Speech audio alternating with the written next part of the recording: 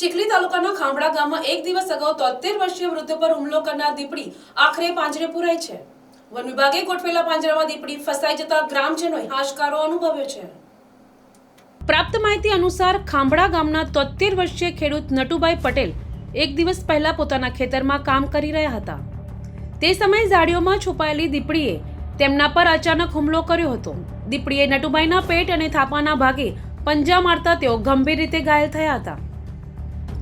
નટુભાઈની બૂમાબૂમ સાંભળી દીપડી ત્યાંથી નાસી છૂટી હતી। આ ઘટના બાદ ગંભીર રીતે ઘાયલ નટુભાઈને તાત્કાલિક સારવાર અર્થે હોસ્પિટલ ખસેડવામાં આવ્યા હતા। સ્થાનિકોના જણાવ્યા મુજબ ખાંભડાની ભવાની વડ પાસે નદી કિનારે આવેલા સીમ વિસ્તારમાં છેલ્લા કેટલાક સમયથી દીપડાના આટાફેરા વધી ગયા હતા। એક સપ્તાહ અગાઉ પણ આ વિસ્તારમાં બાઇક પર સવાર 3 યુવકો પર દીપડાએ હુમલો કર્યો હોવાની ઘટના બની હતી।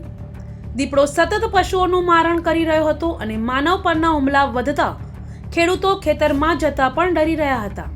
આ હુમલાની જાણ વન વિભાગને કરાતા ગ્રામજનોમાં રોષ જોવા મળ્યો હતો અને તાત્કાલિક પાંજરું ગોઠવી દીપડાને પકડવાની માંગ કરવામાં આવી હતી। ઘટનાના એક દિવસ બાદ જ દીપડી પાંજરે પુરાતા વિસ્તારમાં ભયનો માહોલ ઓછો થયો છે। Bureau report NTC news Navsari.